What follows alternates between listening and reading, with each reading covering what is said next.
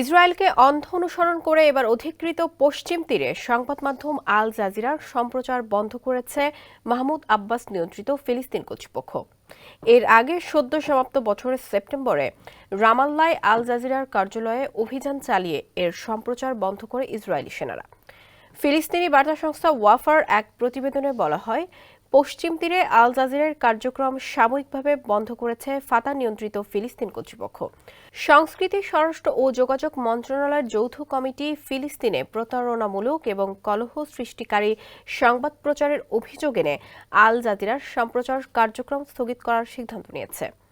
সম্প্রতি পশ্চিম তীরে ফিলিস্তিনি নিরাপত্তা বাহিনীর সঙ্গে স্থানীয় প্রতিরোধ সংগঠন জেনিন ব্রিগেডের যোদ্ধাদের সংঘর্ষ নিয়ে আল জাজিরায় প্রকাশিত প্রতিবেদনের জের ধরে এমন সিদ্ধান্ত নেওয়া হয়। স্যান্ডেলিনা সো, রূপচর্চায় আভিজাত্য।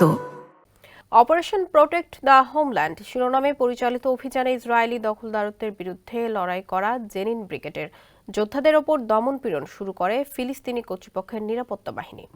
ফাতা নিয়ন্ত্রিত এই বাহিনী ইসরায়েলের সঙ্গে সমন্বয় করে নিজেদের কার্যক্রম পরিচালনা করে থাকে। ফলে অঞ্চলটিতে ইহুদিবাদী রাষ্ট্রটির জন্য যে কোনো হুমকিকে মোকাবেলা করতে নিজ নাগরিকদের ওপর গুলি চালাতেও দ্বিধা করে না মাহমুদ আব্বাসের সশস্ত্র পুতুলরা।